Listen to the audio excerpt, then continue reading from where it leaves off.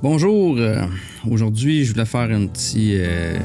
écoutez, ces temps-ci je suis pas mal occupé, j'ai beaucoup de choses qui brassent dans ma vie, là, fait que j'ai pas beaucoup de temps à faire des vidéos comme j'aimerais. C'est une petite recherche que j'aimerais partager avec vous pour ce qui est de la Kabbale juive, un peu de c'est quoi l'arbre de vie, puis toutes ces choses-là. J'aimerais faire une petite présentation sur l'arbre de vie pour comme avoir une base là, si vous connaissez pas. Si vous connaissez ça, ben ça va être juste encore mieux peut-être d'avoir encore des rappels puis d'autres façons de voir. Puis si vous connaissez pas ça, ben vous allez au moins pouvoir suivre les prochaines vidéos parce que c'est quand même très important de comprendre c'est quoi la Kabbale, c'est quoi l'arbre de vie. Parce que j'aimerais ça faire une vidéo sur Genèse 1 et 2. Y aller comme une traduction, j'ai comme retapé une traduction de Genèse 1 et 2 à ma manière, en utilisant les concepts dans le fond d'ésotérisme, les concepts de la Kabbale juive qui est en fait une tradition un peu orale qui a été cachée beaucoup, mais qui dans le fond est très vieille, très ancienne. C'est une façon d'expliquer dans le fond la structure de toute chose. C'est comme le blueprint de l'univers, si on veut, comment les choses sont venues à l'existence et comment calquer notre façon de penser ou dans le fond, toute chose sur un peu en synchronisme avec l'univers, comment l'univers est fait. Donc, on veut penser comme l'univers, on veut se structurer en sympathie, en résonance sympathique sur les principes sur lesquels l'univers s'est formé pour atteindre, dans le fond, si on veut, Dieu, ou en tout cas atteindre le plus grand dans notre quête. Fait que c'est une structure qui a été bâtie beaucoup par les kabbalistes juifs. La Kabbale, c'est un mot qui veut dire réception, veut dire recevoir. Dans le sens que tout dans ce monde est une réception du divin. C'est comme recevoir, on reçoit les choses. Après ça, on peut les transmettre, mais il faut recevoir. Donc la Kabbale, c'est ça que ça veut dire. Kabbalah en hébreu, ça veut dire recevoir. C'est aussi, là c'était très improvisé, j'ai pas le temps de préparer mes présentations, mais c'est pas grave, là, je veux quand même faire ça sur le fly un peu. Là. Un des livres qu'on pourrait peut-être aussi examiner, c'est le Sefer Yetzirah, dans lequel on parle un peu de la structure de l'univers, les lettres hébreux. Je l'ai déjà parlé dans d'autres de mes vidéos, dont La Parole et toutes ces vidéos-là, sur le fait que la langue hébreu... Les Hébreux disent que c'est la vibration, c'est le mot, la parole, le logos, qui a créé l'univers. C'est les lettres, en fait, qui ont servi à créer tout ce qui existe. C'est pour ça que les 22 lettres sont des archétypes de tout ce qui existe dans l'univers. Et puis, c'est pour ça qu'il y a 22 chromosomes, puis le 23 qui est pour le sexe, dans le fond. Les 22 se divisent en 3 groupes. On a les lettres mères, Aleph, Mem, Shin, qui sont les 3 lettres mères qui représentent les 3 premiers éléments avant la matière.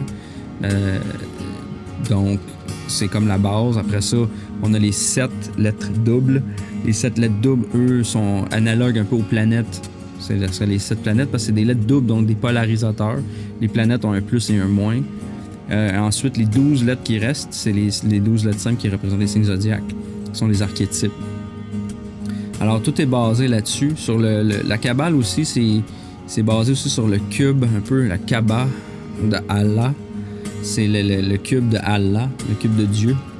Alors, c'est pour ça que Dieu, dans le fond, on va le voir un petit peu plus loin, mais c'est comme le fait de créer les 3 dimensions et le temps qui crée ça fait un cube. Puis tout ça, les lettres se placent sur un cube. Hein. On a les arêtes qui sont les signes zodiaques, les 3 axes qui sont les 3 lettres mères. Puis les faces qui sont les planètes. Fait que le cube est comme... Les lettres sont assignées à certaines parties du cube. C'est une façon d'expliquer l'univers. Puis tout ça, c'est toute la science de l'univers. L'arbre de vie que j'utilise ici, c'est l'arbre de vie de la version gras avec Da'at, selon Rabbi Moïse Cordovero, le Ramak. J'ai fait énormément de recherches dans toutes sortes de directions. Il y a 3 types de Kabbale, si on veut. Kabbale avec un K, qui est la Kabbale juive traditionnelle. Kosher, c'est pour ça que K, c'est kosher. On a la Kabbale avec un Q au début. Kabbalah avec Q, ben c'est Kabbale hermétique, qui est plutôt basée sur l'hermétisme, un peu plus ésotérique. Puis on a la Kabbale chrétienne aussi, qui est avec un C, Kabbale, avec la lettre C au début, pour chrétienne, qui est plus basée sur les concepts chrétiens. C'est comme une traduction chrétienne de la Kabbale juive, un peu, là. C'est les mêmes concepts, c'est juste différentes façons de le voir, puis il y a certaines choses qui sont plus traditionnelles ou plus ésotériques que d'autres, là. On n'ira pas dans les détails, je vais faire un survol aujourd'hui, mais l'arbre que j'utilise, c'est un arbre de vie, vous l'avez peut-être déjà vu, cette structure qui compose 10 séphirotes, si on compte pas Da'at, en fait, qui est selon la Kabbale traditionnelle, n'est pas un séphirote. Je diffère un petit peu, mais on va expliquer pourquoi plus loin, là. En fait, il y a vraiment 10 séphirotes, il y en a un qui est comme invisible parce que c'est un peu comme un Joker, là. C'est l'autre chose aussi qu'il faut penser, c'est que c'est une structure qui part d'en haut jusqu'en bas. En fait, ce qu'on appelle la triade supérieure, qui est les 3 premiers aspects ici, qui est un peu comme la Trinité. Ensuite, on a la triade ici, qui est comme un reflet de la première, puis un autre reflet, après une troisième, qui est comme le reflet de cette deuxième. Puis ensuite, on a la création physique, si on veut, qui est en bas, ou en tout cas, faut pas oublier que c'est comme un concept fractal. C'est-à-dire que le Malkout ici peut être le Keter ici d'un autre monde. C'est que, en fait, chaque monde est composé d'un arbre comme ça. Et puis, ils sont comme embriqués les uns dans les autres, ces arbres-là. Fait que le Keter, dans le fond, la couronne d'en haut et aussi le royaume d'en bas deviennent une même chose dans un autre plan. Fait que c'est comme si on développait Malkout, on l'ouvrait, puis qu'on pouvait regarder ses parties. On pourrait voir ces séphirotes-là. C'est comme un peu une description de toutes les de ce qu'il y a à l'intérieur de Malkout, qui est le tout, la créature physique, là. J'utilise cet arbre-là parce que je trouve que les chemins sont intéressants. Le Da'at est important pour moi. Puis l'autre chose, c'est que la majorité des arbres de vie plus modernes, comme un peu celui-là, ont les chemins un peu différents c'est les 32 sentiers, là, de la sagesse, là, dans le Sefer Yetzirah, là, c'est les différents chemins qu'il y a entre tous ces concepts-là. Fait qu'il y a plusieurs façons de l'écrire, il y a plusieurs façons de le faire. Pas que c'est un est meilleur que l'autre. C'est juste que moi, je trouve que personnellement, en bas, je comprends pas qu'il y ait 3 lignes, 3 chemins qui mènent à Malkout, alors qu'il y a un voile. Faut passer par un voile pour avoir accès à ce qu'on voit pas en haut. Fait que j'ai de la difficulté à comprendre pourquoi il y aurait 2 autres chemins à ses côtés qui passeraient direct, mais c'est pour ça que j'apprécie les arbres plus traditionnels, la Kabbale juive. L'autre chose aussi qu'on va voir souvent, c'est que dans la Kabbale moderne, on place beaucoup des planètes sur les séphirotes, alors que comme souvent, là, j'ai un exemple, pas d'exemple, je l'utilise pas. On va mettre Jupiter, Mars, Saturne sur Bina, le Soleil, on va mettre Vénus, Mercure, la Lune et la Terre sur les différents séphirotes. Mais dans le fond, en Kabbale traditionnelle, les séphirotes ne sont pas... C'est des concepts. Les chemins et les lettres sont des planètes et des zodiaques. Donc, on pourrait dire que c'est plus Jupiter et fait partie du chemin, n'est pas un séphirote. Fait que ça est utilisé plus moderne, un peu comme ici, là, dans Jean Dubuis.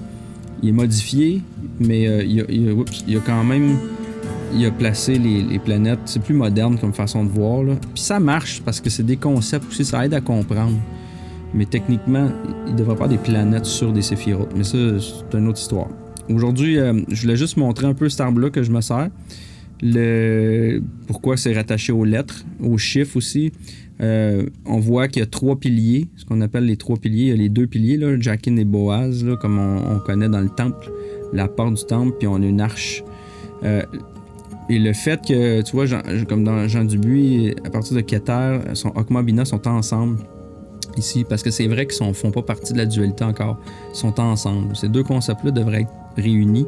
Ils sont réunis en Da'at, mais on peut pas vraiment séparer ces choses-là. C'est pour ça que les piliers commencent en dessous ici. Bon, j'irai pas trop loin, ça peut être compliqué. La Kabbale, là, c'est un monde... on s'entend, là, ça dit, selon la tradition juive, le Sefer Yetzirah, qui est un des livres les plus anciens, qui date peut-être du 4 ou 5e siècle de notre ère, serait écrit par Abraham. On sait très bien que ça se peut pas. Il n'y a pas rien de bien plus vieux que ça, sauf qu'on peut comprendre que quand on lit la Bible, quand on connaît ces concepts-là, on peut lire la Bible et les voir. On voit que ça a été utilisé, que c'était des concepts qui étaient utilisés pour écrire ces textes-là, pour écrire les textes sacrés. Alors, on va les voir, on va les comprendre grâce à cet arbre-là. Mais on dit, il est attribué, le Sefer Yetzirah est attribué à Abraham, mais dans le fond, c'est un peu métaphore, là, parce qu'on sait que c'est pas Abraham qui écrit ça, mais les concepts datent d'aussi longtemps qu'Abraham, probablement. C'est juste que c'est une tradition orale cachée, donc il n'y avait pas moyen d'avoir des traces de ça. Mais l'autre chose, c'est qu'en fait, il est attribué à Abraham parce que le Sefer Yetzirah, il décrit comme la création avant Genèse, avant Moïse. Fait que c'est pour ça qu'Abraham est plus vieux que Moïse, là. C'est pour ça que le Sefer Yetzirah est comme attribué. C'est un livre que vous pourrez lire, c'est pas très long. On va sûrement le couvrir éventuellement. J'aimerais ça faire une couverture de tout ça en vidéo, là. Mais c'est que, dans le fond, le Sefer Yetzirah, il est attribué à Abraham parce que ce serait comme la description de la création avant celle que Moïse décrit dans Genèse. Donc, c'est pour ça qu'il est attribué à quelqu'un qui est comme avant Moïse, t'sais. Même si on sait que Moïse aussi, c'est pas lui qui écrit probablement les 5 premiers livres de la Bible, là. Les plus vieilles choses qu'on a datent de Babylone, 500 avant Jésus-Christ, 500-600, là. Fait qu'on n'a pas rien de Moïse avant ça. Moïse qui est probablement 2000 ans, 1500, 1600 avant Jésus-Christ, puis on n'a pas vraiment de preuve de rien de ça, là. Mais c'est pas grave. C'est une autre discussion, là. Donc, l'arbre que je vais utiliser, c'est celui-ci, avec Da'at. Une des choses à comprendre aussi dans l'arbre, là, comme on disait tantôt, c'est des fractales. C'est que dans le fond, ces mondes-là peuvent être embriqués un dans l'autre, mais c'est des concepts aussi. Peut-être que je vais sauter à ça parce que c'est plus simple à comprendre. Premièrement, on a 10 séphirotes. Donc, le premier, c'est Keter. Keter, en hébreu, c'est la couronne. On a Hokmah, qui est la sagesse, commencement de la sagesse. On pourrait dire que c'est le sémen du père, hein, le yod. C'est comme le yod du tétragramme, qui est la semence, la main et la graine. Après ça, on a Bina, qui est l'intelligence, le discernement, qui est en fait l'utérus aussi, ou la fenêtre. Ça, le « et », principe un peu plus féminin. Ensuite de ça, on a ce qu'on appelle Da'at, qui n'est pas techniquement un séphirote, mais qui est comme, en fait, l'alliance. Quand on réunit les deux, ça s'appelle la connaissance. Quand on dit, là, dans la Bible, là, Adam connut sa femme Ève, et ils eurent un enfant, là, c'est parce que connaître, dans le langage hébreu, connaître, c'est aussi, on pourrait dire, copuler ou faire l'amour, t'sais. Fait que quand on se reproduit ou on se met ensemble, on se connaît. C'est connaître l'autre, c'est aussi sexuellement. C'est un acte sexuel. En fait, ce que ça représente, c'est que la connaissance, c'est l'union un peu entre la sagesse et l'intelligence. C'est aussi les deux côtés du cerveau qu'on peut voir. Parce que dans le fond, nous, on est calqué là-dessus. Là. C'est comme un blueprint de l'humain aussi. Parce que l'humain, c'est le microcosme du macrocosme. C'est la structure du cosmos, donc c'est aussi la structure de l'humain. En plus petit, en fractal plus petit. Donc, en tout cas, pour en revenir à ça, c'est quand on associe les deux choses comme la sagesse et l'intelligence, avec connaissance, ben, on peut produire des choses. Ensuite de tout ça, on descend, on a Hesed. Hesed, c'est la grâce, la clémence, l'abondance, l'expansion. Le 5e Séphira, c'est Gevura. Gevura, c'est la force, la rigueur, le jugement, la contraction. Donc c'est ça, c'est une échelle de concepts un peu. On a la grâce, puis la rigueur. Un peu trop de clémence, trop de rigueur, c'est deux opposés un petit peu des mêmes choses. Si on va trop dans un sens, c'est au détriment de l'autre. Fait que c'est comme un arbre, dans le fond, pour balancer les concepts. Puis on peut comprendre tout ce qui existe par rapport à ces concepts-là, puis les placer quelque part sur une échelle de plus et de moins sur un arbre comme ça. Le fils aussi, ben, le 6e, c'est Tiferet. Tiferet, c'est la beauté, c'est le centre. Ici, c'est comme associé un peu au cœur aussi, là.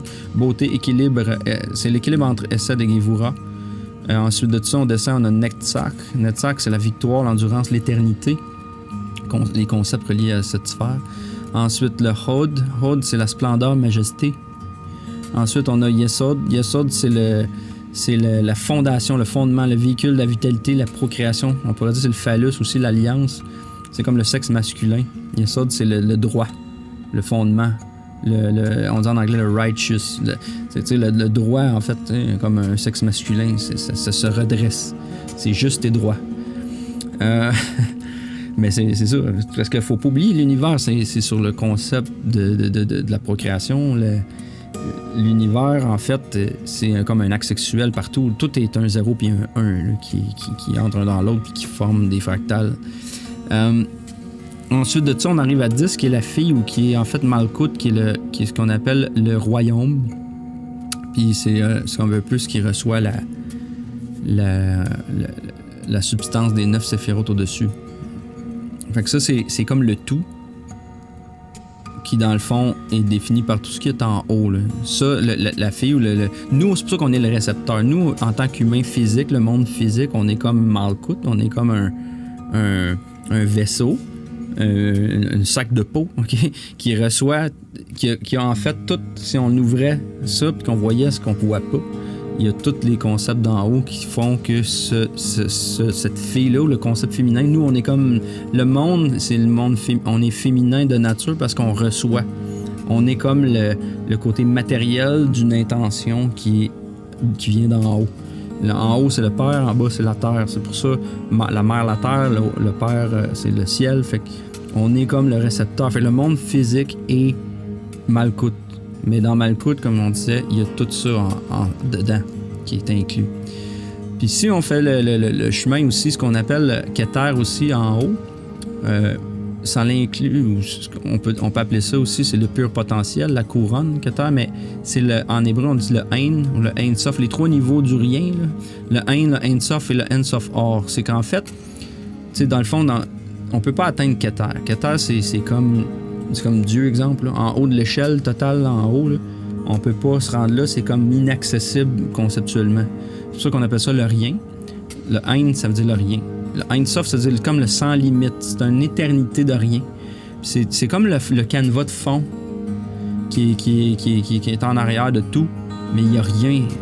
On n'a pas le choix, on peut pas le conceptualiser. On peut pas on peut pas l'enfermer dans une bulle. On peut pas mettre un cercle alentour. On peut pas. C'est des concepts qu'on peut pas terminer, donc on peut pas les concevoir avec notre logique. On appelle ça aussi le Ein Sof Or, qui est lumière, qui est la lumière infinie. Fait que c'est les concepts qui sont impossibles pour nous d'atteindre. C'est pour ça que Keter, on dit souvent que c'est un séphirote, mais qui est comme pas, il est pas atteignable. Donc on n'a pas accès à ça. Le plus haut qu'on peut aller, c'est Chokmah. Après ça, c'est la lumière, c'est Dieu directement. Chokmah, c'est comme la première chose que Keter fait, dans le fond, c'est que on peut le voir par Chokmah. On peut comprendre Keter par Chokmah. On peut, en tout cas, percevoir, ou en tout cas pas se rendre à la limite ici, là, en méditation ou l'univers, parce que dans le fond, si on pense moi je le vois aussi comme de la lumière blanche, comme une lumière qui descend. La lumière est blanche, c'est la lumière blanche contient toutes les couleurs. Elle contient tout, mais elle n'a pas de distinction. On ne peut pas distinguer les choses parce que c'est une seule et même chose, c'est une seule lumière. Il n'y a rien comme de... Tu sais, la lumière est comme... Il n'y a pas de distinction, il n'y a pas de couleur, il n'y a rien. C'est une seule chose. Fait que si, mettons, on s'imagine dans un endroit complètement blanc, lumineux, on ne peut pas distinguer rien. Il n'y a rien à savoir, il n'y a rien, il y a tout en même temps. Fait que la lumière, pour se faire comprendre, il faut en faire une image. Fait que Chokmah, c'est comme si c'est le premier concept qui nous dit « Ah, je peux voir la lumière blanche, je peux distinguer qu'il y a quelque chose. » Après ça, ça en prend l'intelligence. L'intelligence, c'est comme si on séparait cette lumière-là, un peu comme le triangle, le prisme qui sépare la lumière blanche en 7 couleurs. Pour avoir une intelligence, un discernement, il faut qu'il y ait une différence, une séparation. Comme 7 couleurs sont séparées, en fait, les 7 couleurs ensemble font de la lumière blanche, mais la lumière blanche divisée, ou si on l'analyse, elle peut être vue en 7 couleurs. OK? Fait que le concept d'intelligence demande une séparation, demande une analyse. Donc, il y a comme des différences. Ça veut dire qu'il y a des lignes, il y a des séparations entre les choses pour pouvoir en avoir l'intelligence ou comprendre quelque chose, il faut qu'elle soit différente d'une autre. Donc, c'est aussi philosophique, là. Ça suit aussi les chiffres. Ça, on va en parler. Donc, c'est pour ça que la Trinité supérieure, c'est un peu comme c'est des concepts, puis tout est basé là-dessus. Puis après ça, dans cette division des couleurs, les 7 couleurs de l'arc-en-ciel, si on veut, ben on a les 7 planètes. Donc, on aurait le monde astral qui se trouve être la seconde partie ici, qui est toutes les planètes ou les angles. C'est pour ça que les anges, les angles, c'est tous des angles de lumière. C'est la lumière blanche. Hein? Dieu est lumière, comme dans Jean. Dieu est lumière. Et ensuite, nous autres, on peut juste l'apercevoir. Après ça, on peut l'analyser. Puis là, quand on met les deux ensemble, on en a connaissance. Puis on peut créer des choses comme l'univers a été créé de cette façon, comme par la lumière. Donc, la triade supérieure, si on veut, c'est comme la Trinité. Hein? C'est comme le Père, le Fils et l'Esprit Saint. La chose... Pourquoi moi je diffère un petit peu, vous allez voir qu'en général on met le premier séphiroth 1, on met le chiffre 1 ici à Keter, 2 ici, 3, ici il n'y en a pas, le 4, 5, les autres sont comme pareils. Moi je trouve que conceptuellement parlant, je trouve que les chiffres vont tellement mieux comme ça, je vais expliquer pourquoi. Mais le fait que Keter c'est inatteignable, c'est le tout, c'est le rien, c'est comme le cercle dont la circonférence est partout et nulle part en même temps. C'est comme Dieu, c'est le concept qu'on peut pas atteindre. Le zéro, c'est ça. Donc oui, c'est le premier séphiroth dans un sens parce qu'il faut y donner un nom. Mais c'est le zéro. Il représente vraiment le zéro à mon avis. On va voir pourquoi ça balance tellement mieux. Tout est plus balancé dans l'arbre de vie quand on met les chiffres comme ça. Le premier ou le deuxième séphiroth, parce que les chiffres, dans le fond, je n'ai déjà parlé, les chiffres, là, l'univers... Les nombres nous informent de la façon que l'univers s'est créé. 0 à 9, c'est tout ce qui existe. On a de 0 à 9. C'est pas de 1 à 10, c'est de 0 à 9. Le 0 doit être défini avant le 1. Parce qu'on peut pas commencer à faire 10. Si le 0, si on dit c'est 1, 2, 3, 4, 5, 6, 7, 8, 9, 10, le 10, c'est une combinaison d'un 1 et d'un 0. On peut pas faire des combinaisons si on n'a pas défini un 0 avant. La première chose à faire, c'est de définir tous les nombres uniques, c'est-à-dire les single digits, là. Dans le fond, les chiffres et non les nombres. Les chiffres de un seul caractère, un 0 à 9. Après ça, on fait des combinaisons. C'est pour ça qu'il est rendu à 10, on combine 1 et 0. C'est le dixième, c'est comme le 0. C'est le nouveau 0 parce qu'après 9, on est complet. On a tout ce qu'il faut pour créer. Après ça, 10, c'est juste un fractal. Ça redevient un 0 encore. On tasse la virgule, on recommence. Donc, de 0 à 9, on a tout ce qu'il faut. Puis pourquoi je m'en allais avec ça, c'est parce que, premièrement, le tout et le rien, 0 c'est rien, c'est tout puis rien en même temps. C'est un cercle, ça représente le tout et le rien. Ensuite de ça, pour faire une différence, il y a un point. Un point, c'est le 1. Donc, c'est comme le pair, c'est comme la semence. Ensuite de ça, puis ça, c'est 0 degré. Ensuite de ça, qu'est-ce qu'on a? On a, pour faire une différence avec un point, ça prend 90 degrés. Quand tu as 2 points ou un angle, là j'ai mis des angles ici en mauve, là, c'est des angles aussi. On va voir apparaître la géométrie aussi, on va apparaître toutes les choses. Mais en fait, entre 0 et 1, c'est que 0, après ça, 1 point, c'est comme, il y a une distinction maintenant. Il y a eu une distinction entre le 0 et le 1. On peut faire, c'est comme si Dieu s'est vu dans le miroir, il a fait une place. Ce qu'on appelle le Tzimtzum, là, c'est que Dieu fait...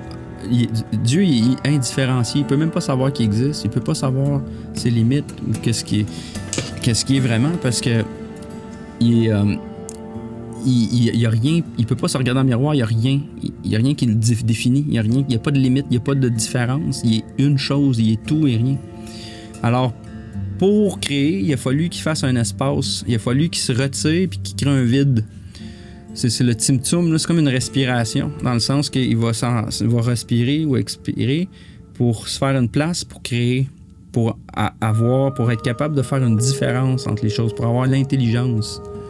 Donc, à partir de la lumière qui est 0 degré, puis qui se voit dans le miroir 90 degrés, il voit qu'il y a une différence. Puis le prochain concept vient avec le 3, parce que le 1, le 2... Autrement dit, si on fait un 0 et un 1, automatiquement le 2 apparaît parce que 0 et 1, c'est deux digits. Là. On a deux nombres, on a deux chiffres. Automatiquement, 0 et 1, on a deux chiffres. Donc, deux chiffres ensemble, ça fait 2. Plus en plus de ça, ben le 0, 1 et 2, quand le 2 apparaît, le 3, ces choses-là, c'est sûr que ça s'enchaîne tout en même temps. Le 3, c'est parce que si on peut faire la différence entre l'autre puis moi, je peux être parce que je suis le troisième qui est au-dessus, qui voit moi je suis ça, puis ça c'est mon miroir, ça c'est mon image. Alors c'est trois entités pour pouvoir témoigner de deux choses, il faut une troisième. Alors on a le 1, on peut dire le point, on peut dire le 2, c'est comme il se voit dans le miroir, puis là c'est automatiquement 3, on peut pas jamais 2 sans 3. Puis 3, c'est la connaissance, c'est quand tu connais, là tu vois ton reflet, tu connais, tu comprends, tu as la compréhension, tu as l'intelligence, puis tu as la sagesse. Donc avec ça, tu as tout pour créer. Là, les choses peuvent commencer à être créées. Là, on est encore dans le concept, on n'est même pas rien de créé encore. C'est des concepts, c'est au niveau au-dessus de la création. Ensuite de ça, ben, on rentre dans une autre étape, là, on va tomber 3. 3, ben, moi, je compte, c'est pour ça que je dis que Keter, c'est vraiment le 0. 1, 2, 3, c'est Da'at. Puis ça tombe bien parce que souvent, c'est associé à Saturne, 3. Je vois pas comment une planète pourrait être dans souvent, on met Saturne ici. Les kabbalistes, en général, mettent Saturne dans binôme, mais je trouve que c'est une aberration. Mais parce que, je veux dire, la triade supérieure, il n'y a pas de planète qui rentre là-dedans. Les planètes sont créées après ça. Donc, 3, ça n'a pas le choix. Après ça, 4, 5, 6, 7, c'est les nombres 9, 10, c'est les nombres traditionnels des séphirotes. C'est juste Da'at qui est comme... mais quand on fait ça, on comprend après ça 4, on a fait le 3, ben on a le triangle, donc c'est ça le 3, c'est la connaissance, c'est les 3 ensemble. C'est quand on met tout ça ensemble, ça fait un tout, ça fait 3. Et le 3, on sait, il y a une trinité dans tout, il y a 3 couleurs primaires, il y a faire un accord en musique, c'est 3 sons. Tout est basé sur une triade. Dans toutes les traditions. Après ça, Hesed, la grâce, souvent est associée à Jupiter, mais c'est le carré, donc 360 degrés. Tu sais, on a dit 180, le triangle, c'est 180 degrés. Après ça, 360 degrés, le carré. Puis là, on tombe dans des formes géométriques. Le 5, Kevura, peut faire le pentagramme. Après ça, le fils, qui se trouve être 6, c'est le microcosme. C'est le haut et le bas réunis. Ensuite de ça, c'est le macrocosme, c'est le haut et le bas ensemble font 1. Ensuite, on a 7 qui va être, on peut dire un heptagramme, 900 degrés, les degrés internes. Là. J'ai mis les degrés internes des formes. Un octogone, le 8. Le 9, qui est le sexe masculin, qui est le ennéagramme, si je ne me trompe pas. Puis après ça, le décagramme. La somme des angles, c'est important aussi de voir ça, mais pour l'instant, on a nos séphirotes ici de 0 à 9 ou de 0 à 10. Là. On a nos 10 séphirotes placés sur notre arbre de vie. Souvent, on voit le 0, 1, 2, l'ordre, là, 3, 4, 5, 6, 7, 8, 9 et 10. Puis à l'envers, on remonterait dans l'autre sens. Ce qu'on appelle l'éclair ou les serpents aussi, on peut voir comme dans le Kundalini, parce que c'est un peu les chakras aussi. Là. Pas tout à fait, mais... On place souvent les chakras comme la racine, ben ensuite les différents chakras qui remontent jusqu'à la couronne. C'est juste divisé différemment. C'est un autre système qui est similaire. On voit les lettres hébreux aussi qui représentent des signes zodiaques et les planètes là-dedans, comment ils se placent dans la création. C'est des archétypes, faut pas oublier. Bon, le 4, ben c'est sûr que après 3, on a 4, mais à partir de 4, là, on peut tout faire parce que 1 plus 2 plus 3 plus 4, ça donne 10. Fait que c'est pour ça que tu peux tout faire à partir des 4 premiers chiffres. 0, 1, 2, 3, 4. Le 5, ben on peut voir l'humain dans le pentagramme. On sait que c'est l'humain a comme l'homme vitruvien là, de Da Vinci aussi, là, qui a vraiment qui a comme les deux membres, une étoile aussi, un pentagramme là, un pentagone ou un pentagramme là, t'as l'esprit, les 4 éléments, c'est toujours lié à ça, ainsi de suite là. Une des choses à remarquer, puis pourquoi que je trouve ça intéressant, c'est que chaque colonne, pourquoi je place mes chiffres comme ça sur l'arbre de vie là, 0, je commence avec Keter qui est 0, Souvent, ils vont mettre 1 parce qu'ils vont compter les séphirotes, mais oui, c'est le premier séphirote, mais c'est le 0. Parce que le premier digit, c'est 0. Okay, c'est toujours décalé de 1, là, c'est fatigant, là, mais le premier chiffre, c'est 0. Le deuxième, c'est 1. Le troisième, c'est 2. T'sais. Fait que le 0, comme ça, il est assigné à Keter, je trouve que ça fait du sens. Ce qui fait que chaque colonne, chaque ligne horizontale et même les diagonales de 3 vont toujours donner une réduction de 9 ou de 6 ou de 3. Exemple, j'ai 0 plus 3 plus 6 plus 9. J'ai 3, 6, 9 au centre. 0 puis 10, si on dit que le 10, c'est comme le 0, on l'oublie, là. C'est 3, 6, 9. Les 3, 6, 9 ici. On sait c'est quoi pour Tesla, les 3, 6, 9. Tout est basé sur 3, 6, 9. Tu peux arriver à tout avec ça. 3, 6, 9. Si on compte ici le pilier gauche, qui est le pilier de la sévérité, si on veut, puis le pilier de la miséricorde à droite, qui est le Jachin et le Boaz du temple. Bon, ben, on a 2 plus 5 plus 8. Fait que ça fait 15. 15, c'est un 1 puis un 5. Ça fait 6. Si on donc est réduit à 6, le pilier de droite, 1 plus 4, 5, vous êtes 12, 3, réduit à 3. Puis dans le fond, 3 plus 6, ça fait 9, plus 9 fait 18, 1 plus 8, 9. Fait qu'on a le 3, 6, 9 ici, en vertical. Horizontal, on a 1 plus 2, on a 3. Ici, on a 4 plus 5, 9. Ici, on a 7 plus 8, 15, fait 6. Ici, on a 9, le 6, le 3, c'est encore bon aussi. En diagonale, on peut arriver à 2 plus 3 plus 4. 7, 9. En diagonale, 1 plus 3 plus 5. 5, 6, 7, 8, 9. 6 plus 5 plus 7. Ce qui fait 18, fait 9. Réduit à 9. Et de l'autre côté aussi. 8 plus 6, 14. Plus 4, 18. Ça fait 9. Donc, il tout balance très, très bien. La somme des angles intérieurs aussi. Tous les angles réduisent à 9. Parce que les anges, là, il y a 9 classes d'anges dans la tradition. Parce que les anges, c'est la même chose. C'est une métaphore. Les angles de lumière, c'est ça que c'est, là. Les anges, c'est des angles. C'est tous ces angles-là là, qui nous arrivent dans le fond, qui portent l'information du cosmos, puis qui fait qu'on est là. C'est ce qui maintient la structure. Les autres sont comme des conduits. C'est des messagers, les anges. Donc, c'est des conduits. Ben oui, c'est des conduits de lumière. C'est des angles de lumière qui transportent de l'information. C'est comme la lumière blanche qu'on a divisée en plein de morceaux, puis qui ont des conduits. C'est des messagers qui transportent des messages. On pourrait dire c'est comme dans ton cerveau. C'est comme quand tu as un synapse qui envoie un courant. C'est des angles d'électricité. C'est des angles de lumière.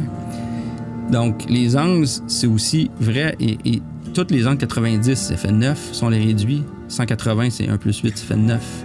360. Tu sais, les polygones, là, on fait toujours 9 parce que sont complets. Ils sont réduits, là, 1 plus 2 plus 6, ça fait 9. Tous les angles intérieurs, 1 plus 4 plus 4, 144, comme dans les 144 000, ça fait 9. Ça démontre que c'est toujours complet. J'ai oublié de mentionner tantôt, mais avant le 3, on n'a pas de forme géométrique. Hein? On a 0, on n'a rien. Le 1, un point. 2, c'est une ligne aussi. Parce que entre 2, c'est 2 points. Tu as un point ici, un point là. Tu peux les relier par une ligne. Pour relier deux points, ça va toujours faire des oppositions parce qu'ils s'éloignent. Ils sont toujours un et l'autre séparés par une distance. Mais pour les réconcilier, il faut que tu mettes un troisième point. C'est pour ça que le triangle apparaît. Le triangle apparaît parce que dans le fond, c'est le seul moyen de rejoindre, mettons, le 1 puis le 2 ensemble. En mettant un troisième point, ben ces deux-là, le 1 et le 2, peuvent se rejoindre ici. Ils ont comme un point commun. Ils se rejoignent dans le numéro 3. C'est pour ça que ça fait une première forme géométrique. Après ça, on développe les autres formes, découlent de ça. Bon. Peut-être ici, là. Un autre concept qui est important de comprendre, c'est dans le Canon, je n'ai déjà parlé, mais c'est ça, c'est un peu la structure du blueprint, là, si on veut, de l'humain ou de l'univers. Il y a ce qu'on appelle aussi comme peut-être avant d'aller là-dedans, je vais juste lire ici les 0 à 9. Là. J'ai fait ça vite, là, c'est peut-être à travailler, là, mais rien, tout, tu sais, le 0 représente rien, le tout, c'est un placement de magnitude, un marqueur de position, hein, parce que la virgule, quand on tasse un 0, ça vaut rien, mais en arrière d'un 1, ça fait 10, en arrière d'un autre 10, ça fait 100, puis 1000, on s'entend que le 0 devient puissant. Fait que le 0, il vaut rien, puis il fait toute la différence. Hein, il vaut rien et tout en même temps. T'es plus content d'avoir un chèque qui a plusieurs zéros en arrière d'un 1 que le 0. C'est vraiment le place. Puis le 0 et le 9, c'est le même chiffre en passant. Le 0 et le 9, c'est le même chiffre. À toutes les fois qu'on réduit un chiffre, exemple, si on voudrait réduire plus, là, 1 plus 8, là, ça c'est vrai, là, mais c'est pas vrai, là, mais mettons, j'aurais le chiffre 19, exemple, 1 puis un 9. Si je fais 1 plus 9, ça va faire 10. Ça fait, puis si j'enlève le 0, ça fait 1. Donc en réduction, quand on fait la numérologie, le 9, il disparaît tout le temps. Parce que le 9, tu peux toujours les barrer, les enlever, les 9. Le 9, c'est le nouveau 0. Parce que c'est la plénitude. C'est lui qui fait tasser la virgule. C'est un 9 aussi, c'est un 9, hein? L'œuf de la création. C'est le tout. C'est la plénitude, l'achèvement. C'est 3 fois 3. Fait que le 0, on a dit. Le 1, c'est l'unité, l'individualisation. Le 1, c'est l'individualisation, c'est un point. C'est, il y a un individu, quelque chose. Après ça, 2, c'est la polarité, la dualité. Là, il y a 2 opposés. Le 3, c'est le premier polygone, c'est l'union des opposés, comme je viens de dire. Après ça, 4, on pourrait dire le nord, sud, est, ouest. On commence à avoir des directions. Le 5, c'est la beauté, parce que c'est le phi. 5 en anglais, 5 vient de phi. Phi cycle. Le cycle de phi, c'est la balance, la beauté. Le pentagramme a des angles de 540, mais si on regarde, c'est 72. C'est basé sur le phi. Fait que rendu là, c'est pour ça que le 5, c'est pour ça qu'aussi c'est lié à Vénus, la balance, la beauté, le chiffre 5, là, c'est un pentagramme, ça pourrait être Vénus aussi. La raison, c'est que dans le fond, pourquoi Vénus, une parenthèse, là, mais pourquoi Vénus c'est la déesse de la beauté, c'est parce que dans le fond, 365 jours dans l'année, ça c'est le soleil, et 225 jours par année. Vénus prend 225 jours pour faire le cycle autour du soleil. Donc on a 225 puis on a 365. Si on fait le ratio de ça, 365 divisé par 225, on obtient 1,62. On obtient une approximation de phi.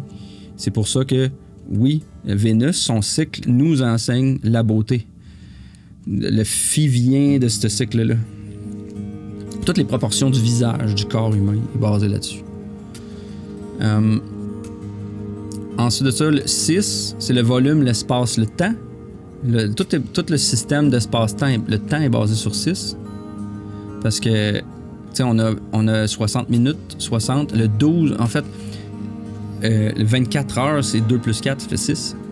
24, c'est 24 heures, 60 minutes, 60 secondes, ça fait 6, 6, 6. On a 24, 2 plus 4, oui, ça fait 6. 60, on enlève le 0. 60 minutes, 60 secondes, on enlève les 0, ça fait 6, 6, 6. C'est pour ça le 6, c'est le fils. C'est pour ça aussi le macrocosme, c'est le temps et l'espace. La Vierge sacrée, le 7. Le 8, c'est l'octave. On pourrait dire on tombe avec 2 fois la Terre. C'est un chiffre qui est lié au Soleil aussi. Le 8. C'est toujours l'infini. Puis le serpent, le 9, c'est comme le serpent, c'est l'achèvement, la plénitude qui recommence. Là. On a fait le tour. Là. On a fait le tour complet, rendu à 9. Bon, là, je voulais revenir à ça ici. Une autre des choses que Da'at, qui est la connaissance, qui est Baphomet aussi. En fait, Sophia, c'est plus fort que moi. Jardin d'Éden d'en haut. Il y a 2 jardins d'Éden. On va le comprendre que je lise Genèse, mais le jardin d'Éden d'en haut, le jardin d'Éden d'en bas, c'est celui d'en haut, c'est celui du qu'on appelle l'arbre du délice, puis en Kabbale. Là. Et l'arbre du plaisir, c'est plutôt Malkout. C'est les 2 jardins d'Éden, celui parce que comme en haut, aussi en bas. Donc s'il y a un jardin en haut, il y a un jardin en bas. je dis ces concepts-là pour que quand on va les lire ou quoi, on va comprendre un peu de quoi qu'on parle. Da'at, c'est le jardin d'Éden d'en haut du délice. On dit que c'est pas un séphiroth nécessairement. Moi, je pense que c'est comme Keter qui n'est pas un avec. Mais c'est ça, c'est qu'on peut jouer avec ça. Là. C'est pour permettre. C'est un concept, hein? C'est des concepts. C'est pour tenter d'expliquer comment tout fonctionne. T'sais. L'espace de l'arbre émerge aussi, Da'at. C'est un peu l'abysse quand on médite aussi. Il y a comme un voile ici. Il y a un voile en bas, ici, entre le monde matériel puis l'astral. Puis après ça, il y a un monde, il y a comme un autre voile ici, qu'on appelle souvent l'abysse, qui est entre Da'at et Bina. L'union du féminin et du masculin et de l'Esprit Saint, c'est ce qui crée la connaissance, le Da'at. Comme je disais tantôt, comme dans Adam connut sa femme. Et là, ça nous amène aussi au nom Jéhovah, le Yod He Vav E. Si on comprend bien aussi, ce qui est intéressant avec ce nom-là, c'est que Yahava, c'est masculin, féminin. Yah, c'est le masculin. Yah, hein, c'est l'envoi masculin.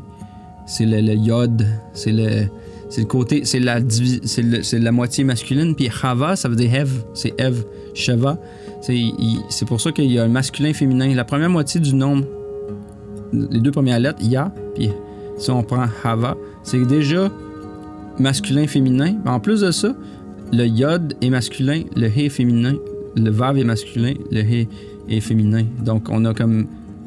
Oui, on a masculin, féminin. On a aussi masculin, les deux ensemble ici, puis féminin, ces deux-là.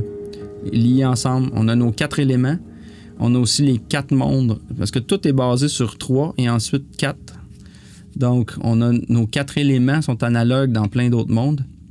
Mais pour bien comprendre, c'est qu'on a le feu, qui est la lettre Shin, qui est aussi lié au iode du tétragramme, qui est la graine ou la main, ou c'est la graine, parce que la graine contient le feu, contient toute l'information consumée dans le feu. Tu sais, une graine, c'est comme un concentré, c'est comme le feu, c'est le concept du feu. Le feu, dans le fond, quand tu consommes un mystère, tout s'en va dans... C'est comme irréel, mais il y a toute l'information qui est là-dedans. Fait que comme une pyramide, le feu dans le milieu, la graine, elle a comme toute la connaissance, elle a tout le bagage génétique, si on veut.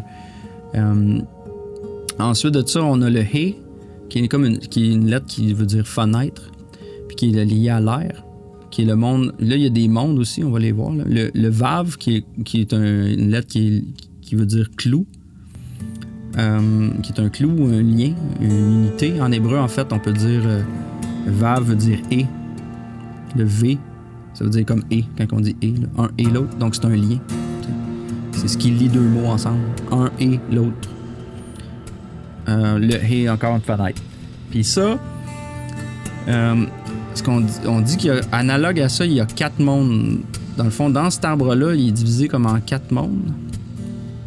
Puis ce qu'on appelle Atzilut, c'est le monde archétype. C'est le monde d'en haut, c'est le monde archétypal. Le monde de Bria, qui est le monde créatif, analogue à l'air. Aleph aussi, dans un élément, on pourrait dire c'est l'Aleph. Après ça, le Mem, qui est l'eau. La formation, c'est Yetzira, qui est le monde astral aussi. Le Yetzira, c'est le monde de la formation. Ensuite, Asiya, c'est le monde de la manifestation, qui est Malkut, qui est le monde dans le monde physique ou le monde de l'action. On pourrait dire que c'est le même final, le même fermé qui fait la matière, la terre. Fait que c'est pour ça qu'on a comme analogue à nos 4 éléments. Puis au-dessus de ça, on aurait la quintessence. Puis pour revenir, là, ici, j'ai un truc qui est un petit peu plus... Ok, il est slow. Ces 4 mondes-là, on peut les décrire ici dans le Yod He Vav E, comme les 4 éléments. C'est 4 arbres dans des arbres. Ça fait un peu ça ici, comme ce qu'on appelle l'échelle de Jacob dans Genèse 28:10. Jacob, il voyait les anges monter et descendre sur cette échelle, l'escalier du paradis, là, comme Led Zeppelin. Là. C'est que c'est un enchaînement. Tout ça, c'est des fractales qui sont embriqués l'un dans l'autre. Donc, le monde d'Atzilut, qui est le monde des archétypes, c'est Keter et Chokmah seulement. C'est un monde de concepts, de potentiel. Les idées, si on veut penser en mots faciles, là, on pourrait dire que c'est quand tu as une idée. L'idée, c'est un peu ça, l'idée de génie. Ensuite de ça, on a le monde de l'intelligence, qui est Bina, qui est le monde de Bria, qui est le monde de la création. C'est la force sexuelle de l'Esprit Saint. Donc ça, c'est comme la conceptualisation. Fait qu'on a une idée, on la conceptualise. Ces choses-là vont ensemble, c'est l'intelligence aussi. Ensuite de ça, on a le monde ici de l'astral ou la formation, le monde de Yetzira, qui comprend les séphirotes ici, si on pourrait dire, c'est pratiquement les 7 couleurs de l'arc-en-ciel, un coup divisé. On peut les analyser et les comprendre. C'est un peu ça, si on fait une analogie. C'est le monde du plan. Si on faisait un plan. Là, on a une idée en Atzilut, un archétype. On l'a conceptualisé, on a réfléchi à notre affaire. Là, on va dessiner un plan. On va faire un plan, puis on va le former. Puis après ça, on va le faire. On va le réaliser dans la matière. Donc, les choses vont se concrétiser ici en bas. La matière, Malkout, le royaume, Assia, l'action. Fait que c'est simple. En fait, ça suit que c'est la logique, là. Quand on veut faire n'importe quoi, une maison, on va, j'ai le goût d'avoir une maison, tu as une idée. Après ça, tu vas dire, tu vas te l'imaginer ta maison, comment tu veux qu'elle soit. Après ça, tu vas faire comme, là, je vais faire un plan pour la concrétiser, savoir où je m'en vais. Après ça, je vais la faire, je vais la construire. Toutes les choses suivent ce processus-là. C'est le processus analogue aux 4 éléments, aux 4 lettres du tétragramme. C'est pour ça qu'on a ces mondes-là ici dans le Adam Kanmon. En passant, Adam, c'est Adam, c'est le A, l'Aleph, c'est la connexion à Dieu. Dalet, ça veut dire une porte. Puis le M final, le même final, c'est la matière. Donc la connexion à Dieu, la porte, la matière. Adam aussi, c'est A, c'est l'air. Aleph, c'est l'élément de l'air dans les 3 lettres mères. Mais c'est aussi Dam, ça veut dire sang. Donc c'est l'air dans le sang. C'est ça qu'on est. Neshama, ok, bon, il y a 3 niveaux d'âme en passant, tant qu'à être là-dedans. Je sais, c'est compliqué. En hébreu, les Hébreux voient, il y a trois choses qui parlent de l'âme. On a le nefesh, le ruach, puis le neshama. Le nefesh correspond à l'âme physique, si on veut, au corps physique. Le ruach, c'est le souffle. Fait que ça, c'est comme la partie centrale ici. C'est l'âme, dans le fond. Puis Neshama, c'est l'âme supérieure. C'est ce qui nous rattache vraiment en haut. Donc ça, je ne toucherai pas aujourd'hui, là, c'est compliqué. Là. Donc c'était un peu ça que je voulais faire aujourd'hui. Juste peut-être avant de finir, je sais sûr, je n'ai pas trop oublié d'affaires. C'est un peu improvisé, là. J'espère que c'est concret, que vous comprenez quelque chose. En fait, là, encore, juste comme ça, c'est un ensemble, dans le fond, c'est un diagramme, c'est l'arbre de vie, puis c'est l'arbre de la connaissance du bon et du mauvais aussi. Ça, c'est un arbre que moi j'ai fait qui est pas traditionnel, mais que je travaille dessus, là. Mais c'est pour ça qu'on a comme le monde qui est l'absolu inversé, on a l'absolu qui est en haut, qui se reflète. On a 2 côtés aussi. Hein? Il y a un côté qui descend puis un côté qui monte dans l'arbre de vie. Il y a le côté du Boaz, qui est le côté au nord. Tu sais, dans le temple, il y avait le côté qui est le temple de Salomon ou le tabernacle même de Moïse.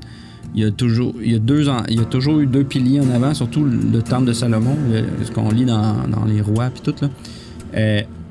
Il y a le pilier Yakin puis Boaz. En franc-maçonnerie, on en parle beaucoup. Il y a un pilier solaire, le pilier lunaire, le pilier lumineux, autrement dit, est au sud, parce que le temple est orienté, la face à l'est, puis le derrière vers l'ouest. Donc, il y a un côté que le soleil éclaire tout le temps, c'est-à-dire le côté Yakin, soleil, et Boaz, qui est côté toujours à l'ombre. Donc, il y avait cette espèce de dualité-là quand tu rentrais dans le temple. Fait qu'il y a toujours les 2 piliers, puis le pilier central, c'est probablement le meilleur pilier à être, là. C'est l'équilibre. Ça veut pas dire qu'on peut pas suivre la main gauche ou la main droite, là. Vous pouvez le voir comme un miroir aussi. Faut le voir en miroir pour la polarité, là. C'est que le côté droit masculin, le côté gauche féminin, bon, ça reste juste à note comme ça, mais comme Chokma et hermaphrodite, on pourrait dire, oui, les 2 polarités, parce qu'il y a la polarité de recevoir dans le fond de Keter, puis de donner. Fait qu'il est comme... c'est pour ça que le premier homme, ou le premier Adam, il est hermaphrodite. Il y a les 2 sexes dans un sens, parce que il reçoit et il donne. Bon, on n'ira pas plus loin que ça. Mais le côté qui descend, on pourrait dire vers la matière ou vers... C'est le côté satanique. Souvent, on peut faire le lien avec ça. Le côté qui monte vers la lumière, c'est le côté luciférien. C'est pour ça que Satan et Lucifer, c'est pas la même chose. C'est les concepts de monter ou descendre. Tu sais, Lucifer, la fausse lumière, le côté... Je monte, c'est la religion aussi. C'est le côté philosophique religion. Le côté matériel, c'est le côté plus satanique. La densification des choses va se faire vers le bas. C'est une échelle de densité aussi, vers le subtil, vers le plus condensé. C'est pour ça que le Baphomet a le Solve Coagula. Il est en arrière, je l'ai mis en arrière-plan. Là. J'ai mis aussi Jésus dans la croix parce que c'est tout un peu basé là-dessus. Jésus a 2 larrons. Quand il se fait crucifier, il y a un larron qui descend, qui va en enfer, qui chiale. Là. Puis tu as l'autre avec qui Jésus parle, qui est à droite, qui est celui qui monte au paradis. Donc c'est normal, c'est les 2 polarités. Toujours un plus et un moins. C'est du courant électrique aussi, là, un plus, moins ground. Donc le dense, le larron qui va vers le recyclage, le larron qui monte au paradis, le volatile. Donc, tout ça, il y a les lettres, là, les noms de Dieu aussi. Les noms de Dieu qu'on trouve dans la Torah. Hey, hey, yeah, le je suis, je serai ce que je serai. Ou ce qu'on appelle le buisson ardent, là. C'est le je suis. C'est le plus haut principe. Ensuite, il y a le Yah qui apparaît dans Hokmah, Yahweh qui apparaît dans Bina. Après ça, on a El ici. Dans Hesed, Elohim, Gibor, Eloah qui est au centre, Tsevarot, Elohim ou Yahvé Tsevarot ou Elohim Tsevarot, El Shaddai, le Tout-Puissant. Puissant, ben oui, les parties génitales. La puissance vient de là. Et Adonai, le Seigneur de la terre. Donc, c'est les noms de Dieu aussi. On a allégorie, il se place sur l'arbre de vie, puis il nous fait comprendre. Quand on utilise certains noms de Dieu dans la Torah, on peut comprendre de quoi on parle. Ça, là, c'est comme l'arbre de vie, là, c'est le decipher, là, c'est le décodeur pour comprendre la Torah beaucoup. Parce que c'est toutes des allégories basées sur ces choses-là. C'est pour ça que les chrétiens littéralistes là, qui expliquent toutes sortes de théories sur la Bible, puis ils n'ont aucune connaissance de ça parce qu'ils pensent que ça vient du diable, que c'est des choses dangereuses. Là. Mais c'est parce que c'est le cahier réponse, les amis. C'est le cahier réponse pour comprendre la Bible. C'est comme avoir le cahier réponse. Quand tu comprends la Kabbale, après ça, tu vas lire la Bible, tu vas faire « Ah oui, OK ». On parle souvent de sagesse et intelligence. Fait qu'on parle de l'arbre de vie, on parle des concepts qui sont là. Fait que tu peux comme suivre l'histoire, puis regarder l'arbre de vie, puis savoir de quoi on parle. Puis tu vas mieux comprendre la structure de l'univers, la structure de ta méditation, ou ces choses-là, en lisant la Bible, en les plaçant sur l'arbre, les concepts. Un autre détail, tant qu'à y être, là, c'est ça, le côté sud, le côté yakin, c'est le côté luciférien, le bien, le masculin, le porteur de lumière. Ça peut être la fausse lumière, fais attention aussi, ça peut être un leurre. Hein, comme un leurre, c'est une fausse lumière. Là, dans l'eau, quand on pêche, on envoie un leurre, il reflète le soleil, le poisson croit que c'est la vraie, il se fait attraper. Ben, c'est parce que c'est ça le concept de Lucifer, c'est que c'est un porteur de lumière, mais il faut faire attention pour se faire leurrer puis pogner dans notre ego, à se flatter, là.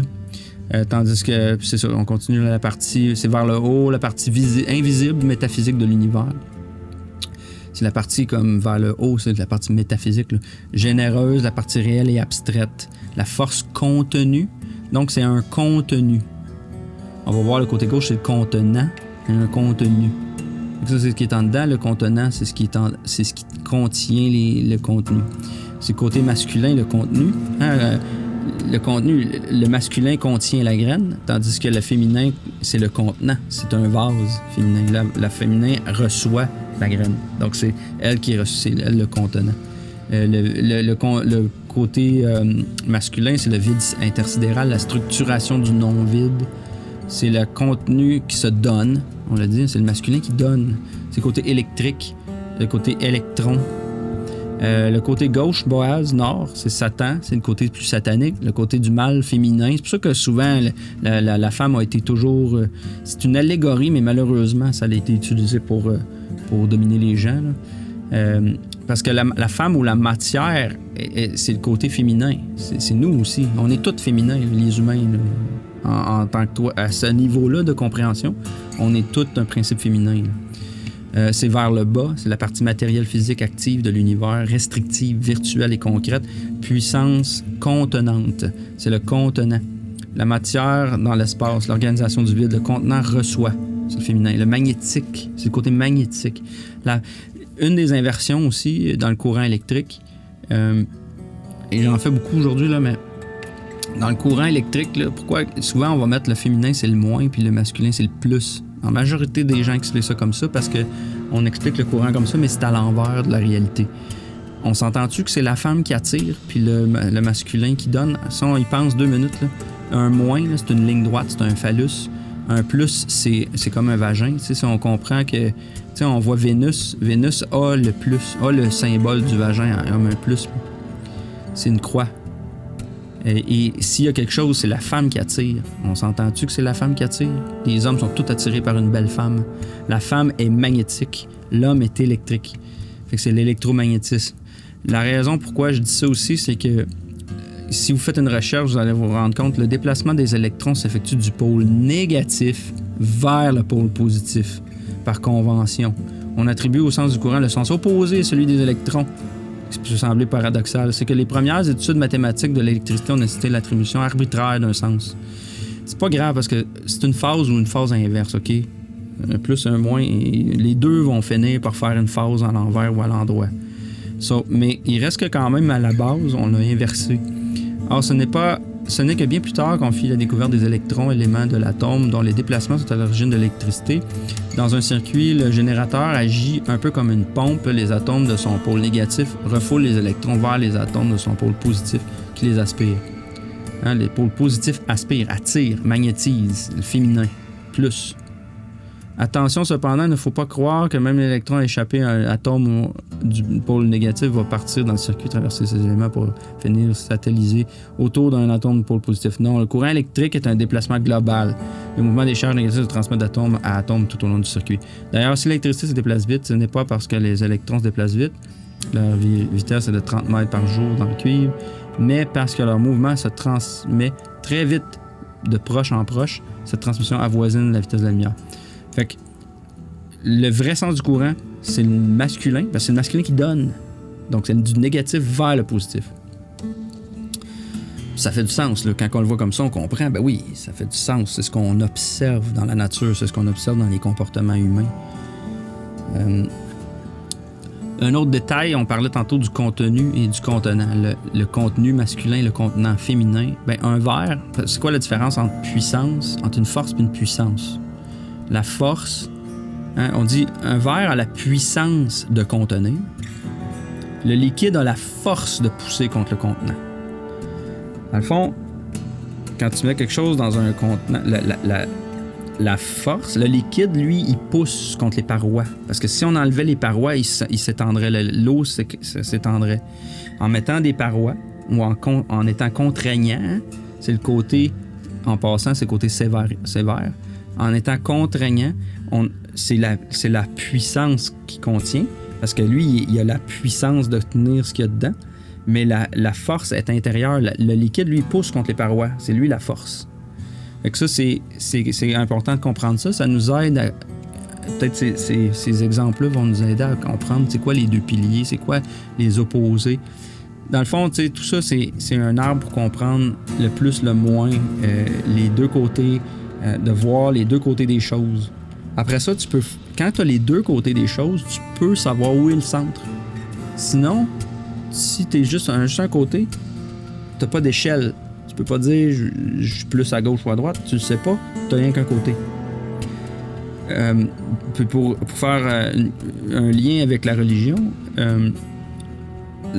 solaire, luciférienne, hein, catholique, exemple, ou toutes les religions, chaque religion devrait avoir les deux côtés. Okay? Un côté exotérique, un côté extérieur, puis un côté intérieur, ésotérique. Ces deux choses-là vont ensemble. C'est indissociable parce que c'est un pôle ou un autre. Ce qui est arrivé dans l'histoire, c'est qu'en sachant tout ça, ces choses-là, les églises et les maîtres de ce monde ont décidé de nous cacher le côté féminin, l'ont démonisé d'ailleurs. On n'a pas le droit d'aller voir ça. Tout le côté féminin, on ne va pas voir ça, c'est le diable. Fait qu'en nous servant Lucifer, okay, ou le côté solaire. C'est pour ça que la religion, par exemple, catholique est très solaire aussi. Elle nous donne seulement ce qui est visible aux yeux, mais elle nous explique pas le côté ésotérique. Mais les deux c'est un pilier. Ça prend les deux. Ça prend la lune et le soleil pour faire quelque chose, pour comprendre. Alors, en cachant un côté, les gens ne pourront jamais comprendre. Si tu n'as pas le droit d'aller voir le côté satanique, jamais tu vas comprendre qu'est-ce qui se passe ici. Fait qu'on peut faire qu'est-ce qu'on veut. Parce qu'il te manque une partie de la réponse. En ayant les deux côtés, on peut se centrer. En se centrer. Puis le côté centré, les séphirotes centrales, on peut dire que c'est la haute conscience, la maîtrise du soi. La maîtrise de soi, ça se fait par connaissance. Pour maîtriser soi, il faut maîtriser les deux piliers. La connaissance va nous centrer. Le cœur, notre cœur, notre principe générateur, et puis le désir, qui est Yesod, puis ensuite le royaume, la conscience de base, l'ancrage dans le matériel, le côté pratique. Ça, c'est le pilier central. Puis les deux autres, c'est un peu comme les serpents là, dans le Kundalini. Là. On a un serpent qui fait un twist d'un côté puis de l'autre, un coil. C'est le courant électrique. Tout est basé là-dessus. Il y a une seule science. Il y en a juste une. Il faut juste comprendre que c'était expliqué dans l'ancien temps. C'était compris. C'était tout en allégorie pour qu'on comprenne ces choses-là à multiples niveaux. Mais, comme je disais, on a coupé un côté. Fait que là, on a juste un bord. On peut pas comprendre ni où le centre. Parce qu'il nous manque l'échelle. Il nous manque un côté de l'échelle. OK, ça fait beaucoup. Peut-être juste un autre petit truc pour montrer. Là. Ça, c'est une autre façon de le voir. C'est analogue à celui-ci. Ici. C'est que ces séphirotes-là sont compris comme étant du centre vers l'extérieur aussi. Oui, on les voit comme dans un arbre, mais c'est aussi... On peut dire que le monde matériel, c'est comme la sphère centrale. Après ça, les sphères sont à l'extérieur de ça. On a comme des couches qui sont à l'extérieur, là, qui est du plus petit au plus grand.